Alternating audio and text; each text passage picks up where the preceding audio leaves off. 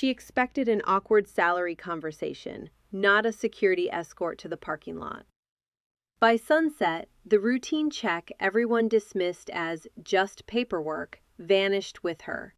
And somewhere inside the company, a silent mistake began growing into a disaster no one could see.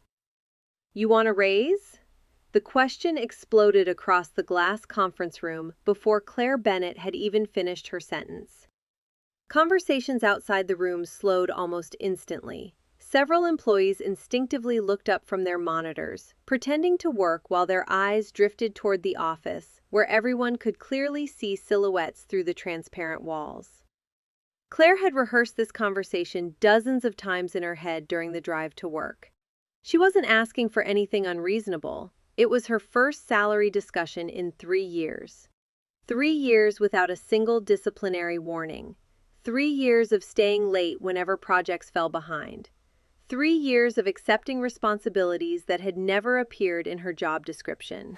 She had brought printed performance reports, client feedback, documentation of projects she had rescued, and a carefully prepared list explaining how her role had expanded far beyond what she had originally been hired to do.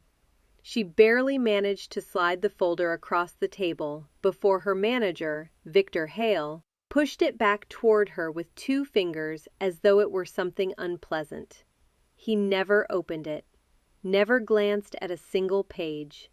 Instead, he leaned back in his chair with the kind of smile people wear when they're about to entertain an audience instead of having a conversation. "So let me get this straight," Victor said loudly enough that even people walking past the conference room slowed down. "You think you deserve more money because you've been doing your job?" Claire kept her voice calm. "I'm asking because my responsibilities have changed significantly since I was hired. I documented everything in the report." Victor laughed. Not a polite laugh, the loud, dismissive kind that invited everyone nearby to join him. "Oh, this is priceless." He picked up the folder, weighed it dramatically in one hand without opening it, then dropped it back onto the table with a dull thud. "Do you know what the problem is with employees like you?" he asked. "You start believing the company can't function without you." Claire didn't answer. She knew that tone. This meeting had stopped being about her salary the moment she walked through the door. Victor stood up and walked toward the glass wall overlooking the department. He deliberately left the blinds open. Claire noticed people trying not to stare while pretending to answer emails. Nobody could hear every word, but everyone could read body language, and Victor clearly wanted them to. "You know what happens," he continued, turning back toward her, "when someone starts overestimating their value." He pressed the intercom button on his desk. "Karen, could you ask HR to join us?" Claire blinked. For a second, she honestly thought it was some bizarre negotiating tactic. It wasn't. Less than 2 minutes later, the HR director stepped into the room, wearing the uncomfortable expression of someone who already knew exactly why she'd been called.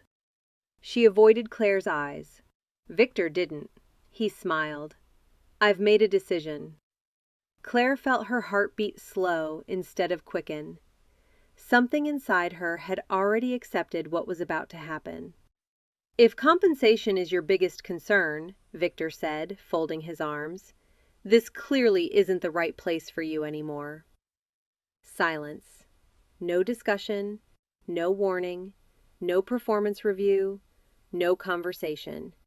Just one sentence that erased 3 years. "Your employment ends today." Even HR looked surprised that he had said it so bluntly. Claire stared at him for several seconds, searching for some hint that this was an emotional outburst that would disappear as quickly as it had appeared. There wasn't one. Victor had already moved on. "I'll need your badge, your laptop, and building access before noon." The HR director quietly spoke for the first time. "We can give you a few minutes to collect your personal belongings." Victor interrupted her. "No." He looked directly through the glass wall toward the department.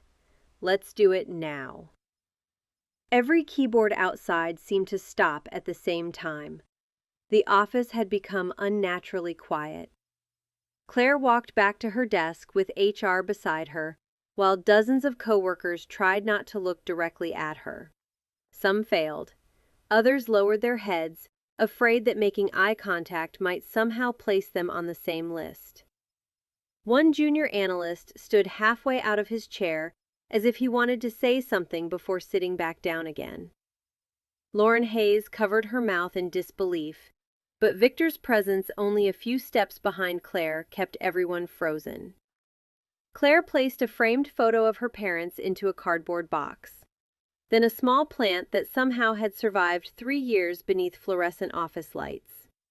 A worn leather notebook followed, the one filled with handwritten notes about recurring contract errors that no software had ever learned to detect. Finally, she picked up the chipped blue coffee mug she'd received from the team during her first Christmas at Blackridge Financial Solutions. Victor glanced at the notebook. "You won't be needing that." Claire looked at him for the first time since leaving the conference room. "No," she said quietly. "You will." He smirked. "I think we'll manage." Claire almost answered. Almost. Instead, she simply closed the box. There was no point explaining that the notebook contained hundreds of undocumented patterns she'd discovered over the years. Patterns that existed nowhere else inside the company. Not in their expensive software, not in their manuals, not in their training documents. Only in the experience she'd built by reviewing thousands of contracts by hand, because she never completely trusted automation with multi-million-dollar agreements. Victor thought he had eliminated an employee. He had no idea he had just removed the last human checkpoint, protecting the company's most valuable client accounts. As the elevator doors closed behind Claire, she took one final look at the office where she had given everything and received a cardboard box in return. She wasn't angry anymore. She was disappointed. And somewhere upstairs, buried beneath hundreds of contracts waiting for approval before the end of the week, one tiny error quietly slipped past the system for the very first time. No alarm sounded, no notification appeared, no one noticed. Not yet. If you think the worst thing that happened today was Claire losing her job, you're about to discover how expensive one act of arrogance can become. The first sign that something had gone wrong didn't come with alarms, angry phone calls, or executives running through the hallways. It arrived as silence. The following Monday morning, the contract operations dashboard showed another routine day at Blackridge Financial Solutions. Hundreds of agreements moved from one department to another. Green status icons filled the screen. Every automated validation had passed. The software that executives proudly called the future of contract management reported a flawless processing rate. Victor Hale smiled when he saw the numbers. During the weekly management meeting, he even used Claire's departure as an example of eliminating unnecessary operational costs. "We've streamlined the department," he announced confidently. "Sometimes people create work that doesn't actually exist. We trust technology, not outdated habits." Several managers nodded. Nobody questioned him. Nobody even mentioned Claire's name. After all, if the software said everything was perfect, what could possibly be wrong? Across the office, Lauren Hayes couldn't stop glancing toward the empty desk that had belonged to Claire for 3 years. The chair had already been rolled away. Maintenance had removed every personal item before sunrise. By lunchtime, another employee was sitting there, trying to understand a workload that had quietly overwhelmed 3 different inboxes overnight. "What exactly did Claire review every morning?" the new analyst finally asked. Victor overheard the question as he walked past. "Nothing important," he replied without slowing down. "Just unnecessary double-checking." The analyst looked relieved. Lauren didn't. She remembered something Claire had said only days before. "Programs search for patterns. Experience notices intentions." At the time, it sounded philosophical. Now it refused to leave her mind. By Wednesday afternoon, the first strange email appeared. A legal specialist questioned why a payment schedule inside one corporate agreement didn't match the approved negotiation draft. The discrepancy was tiny, just one revised clause buried 73 pages into the document. Someone corrected it manually before the client noticed. Case closed. Or so everyone believed.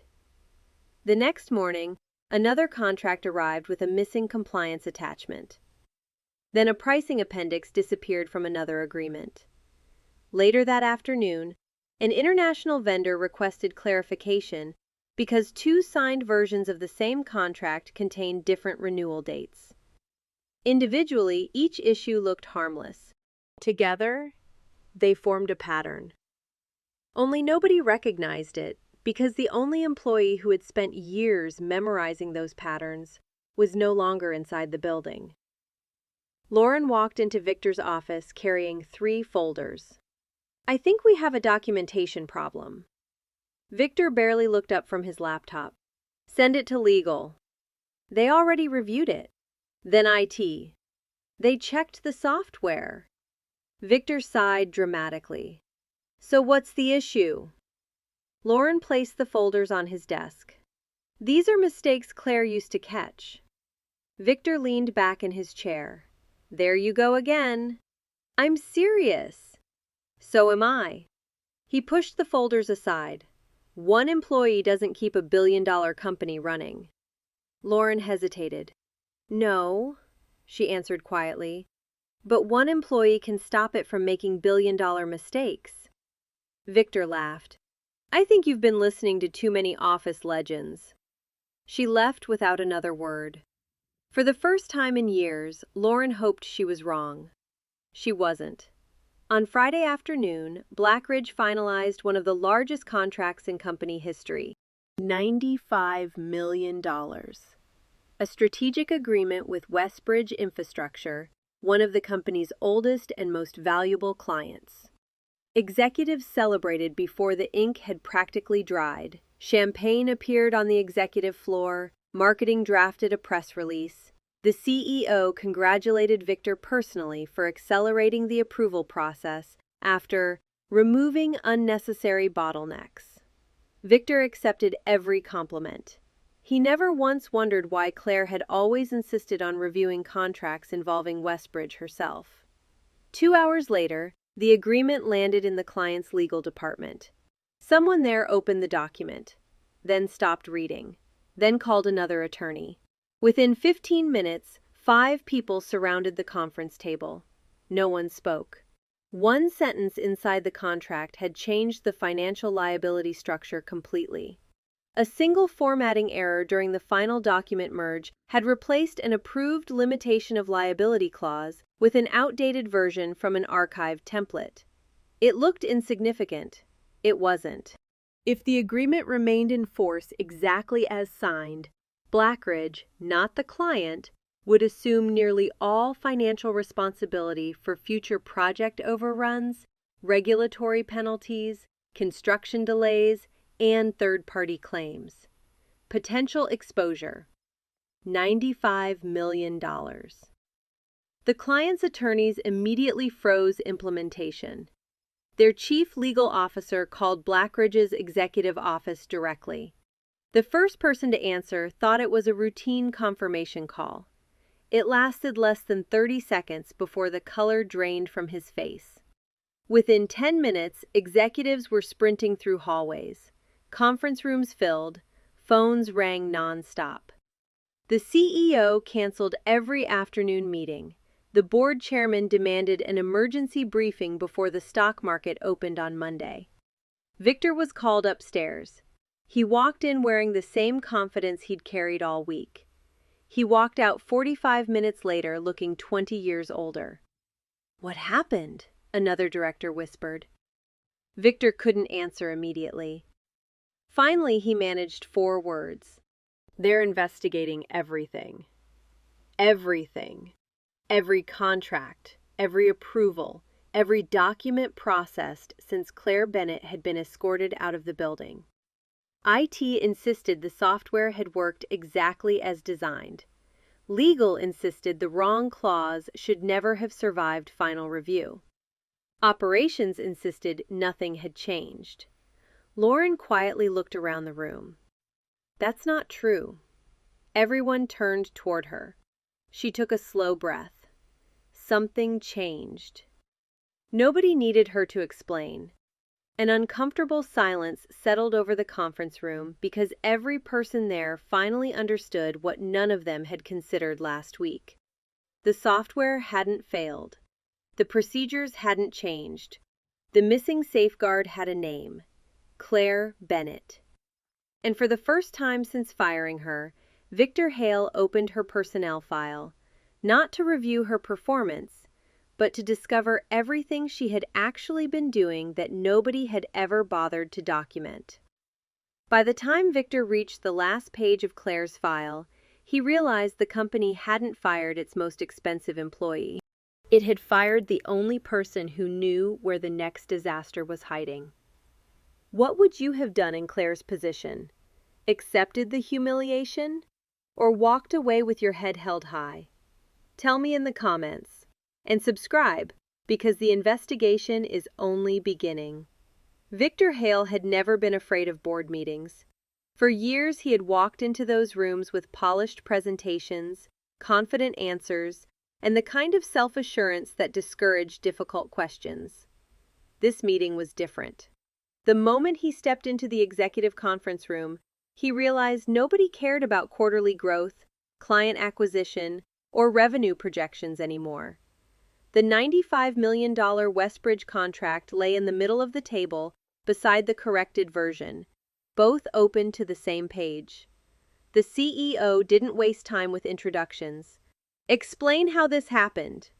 Victor immediately blamed the software, explaining that every automated validation had passed and that the document met every technical requirement before being sent to the client. The head of IT confirmed that the system had performed exactly as it had been programmed to.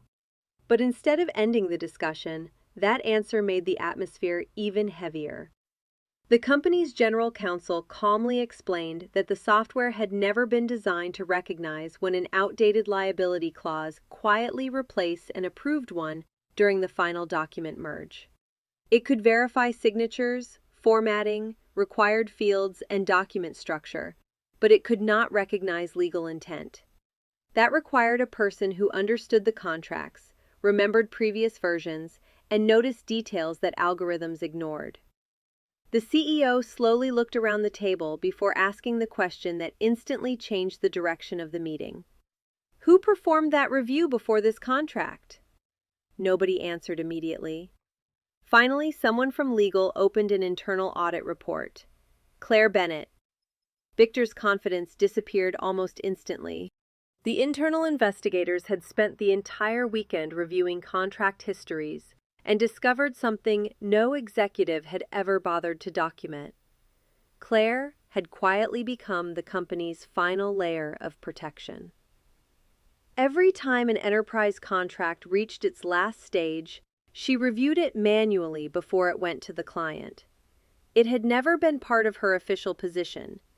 Nobody had assigned the responsibility.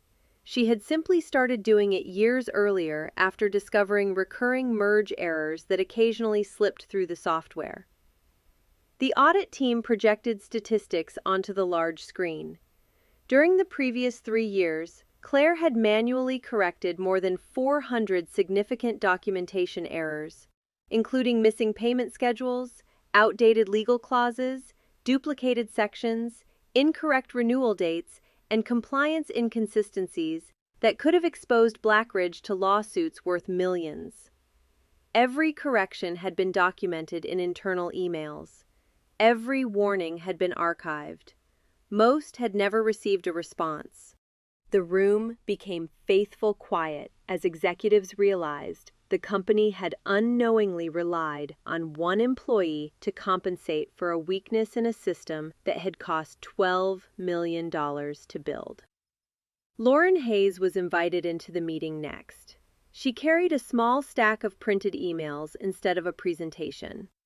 Without raising her voice, she placed them in front of the CEO. The subject lines alone told the story. Recurring contract merge errors. Manual review recommended for enterprise accounts. Documentation gap becoming high risk. Every message had been addressed to Victor Hale. Every one explained exactly what Claire was finding and why manual review remained essential. None of them had received a meaningful reply. Victor tried to defend himself by saying executives received hundreds of emails every day, but nobody around the table seemed interested in excuses anymore. The HR director then opened Claire's personnel file.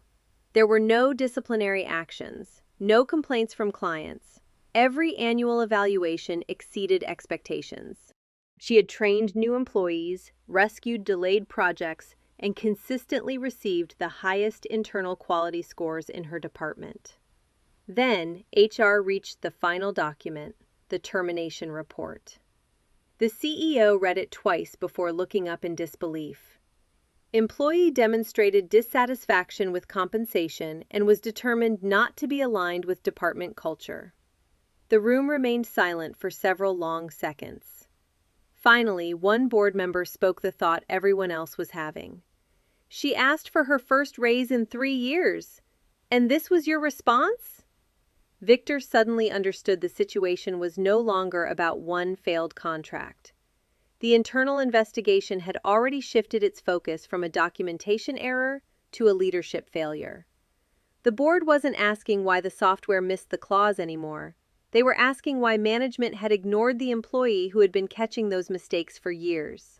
Outside the boardroom, lawyers were negotiating with Westbridge to prevent the contract from collapsing, investors were demanding explanations, and senior executives were preparing for regulators and auditors. Meanwhile, across town, Claire sat quietly inside a neighborhood coffee shop updating her resume for the first time since joining Blackridge. She listed skills she had almost forgotten were exceptional because she had performed them every day without recognition. Enterprise contract review, manual quality assurance, documentation risk analysis, compliance verification, executive reporting. Looking at the page, she finally realized she had been doing work far beyond the title printed on her business card. Before she could save the document, her phone rang. The caller introduced himself as a senior recruiter representing one of the country's fastest-growing financial consulting firms. "Ms. Bennett," he said, "your reputation reached us before your resume did. We'd like to discuss a senior position that matches the work you've already been doing." Claire looked out the cafe window and smiled for the first time since losing her job. She had no idea that, at that exact moment, the CEO of Blackridge had just given Victor Hale a single order that made his face lose all color. "Find Claire Bennett. If another company hires her before we fix this, losing $95 million will be the smallest mistake we've made." Victor believed he still had time to repair the damage. He was about to learn that some opportunities disappear the moment respect does. Victor Hale called Claire Bennett 4 times before noon. She ignored every call. The 5th time, he left a voicemail. "Claire, I'd appreciate the chance to talk. What happened last week shouldn't have happened. Please call me." An hour later, the voicemail showed as heard. She never called back. Inside Blackridge Financial Solutions, the situation was getting worse by the hour. Westbridge refused to move forward until every enterprise contract signed during the previous 6 months had been reviewed from beginning to end. Overnight, hundreds of agreements were frozen. Entire projects stopped.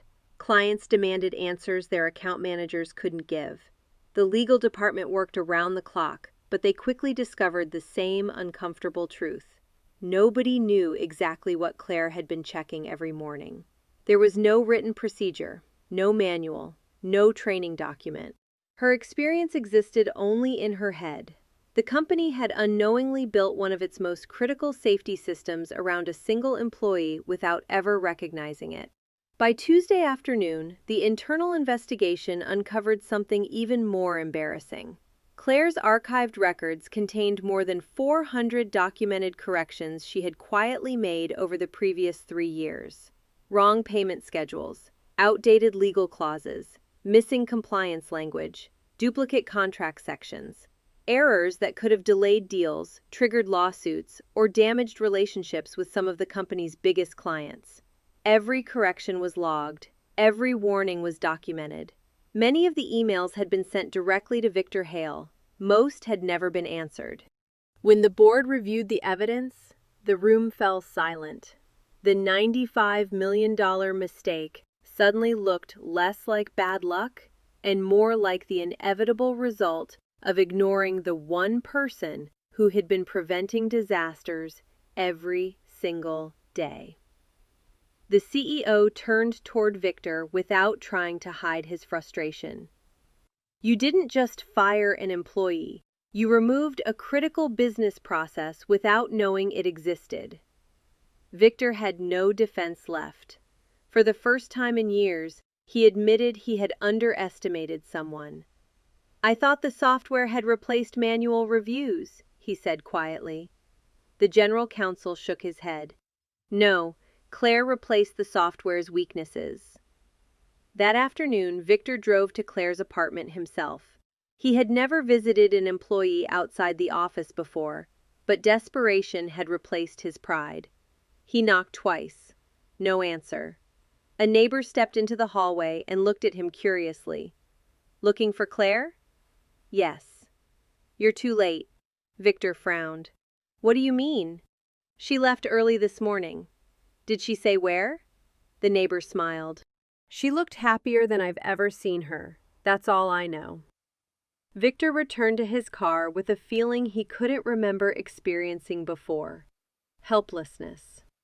At almost the same time, Claire was sitting in a bright conference room 20 miles away.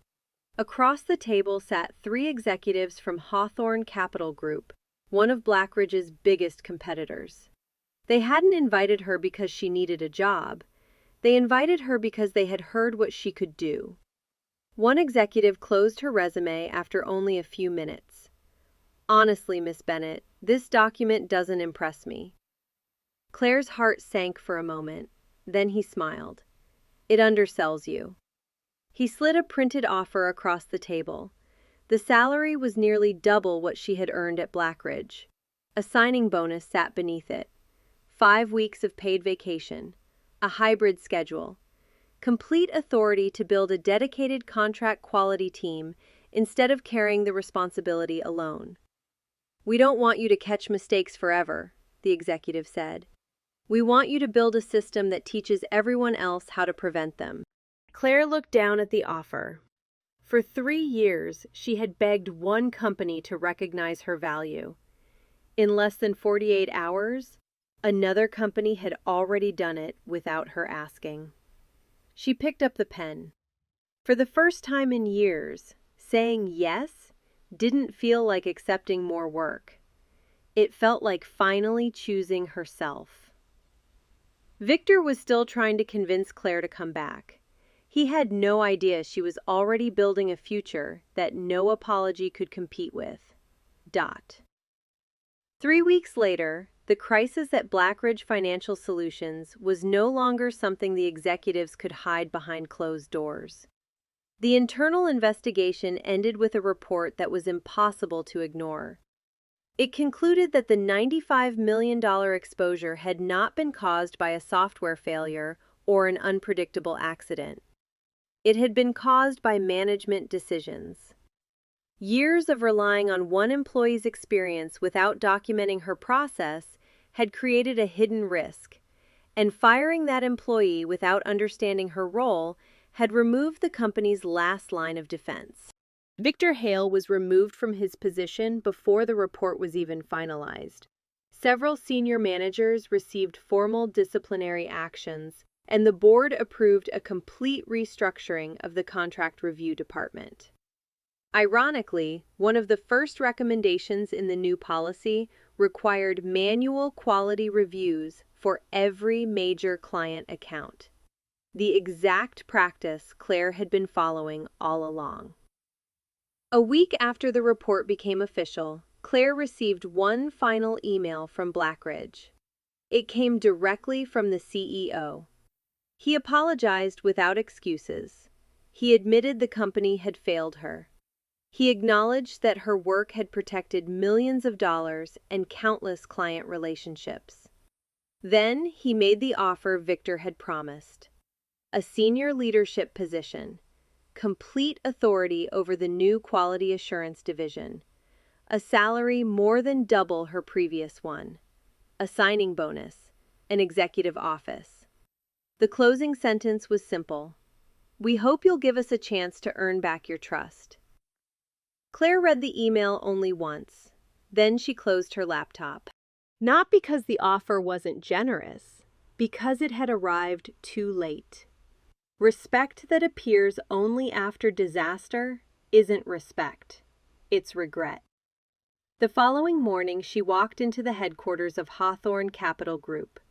The building wasn't larger than Blackridge. It wasn't more luxurious.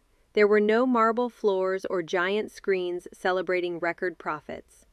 But before she had even finished her first cup of coffee, the CEO personally introduced her to every department. "This is Claire Bennett," he said with genuine pride. "She's here because she's exceptional. Listen to her. Learn from her. And if she tells you something is wrong, we fix it before it becomes a problem." No one laughed. No one rolled their eyes. No one treated careful work as wasted time. Within a few months, Claire had built an entirely new contract review system.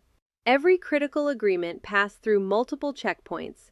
Experienced employees trained new analysts, and documentation was no longer trapped inside one person's memory.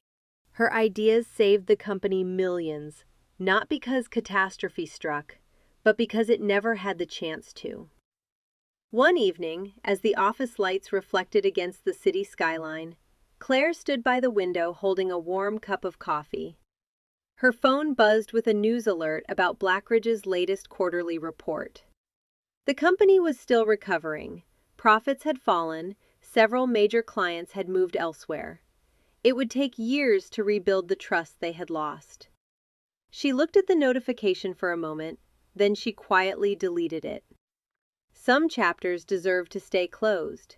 She wasn't the woman carrying a cardboard box out of an office anymore. She was the woman who had finally discovered that loyalty should never cost self-respect, and that the right people don't wait until they lose you to understand your value.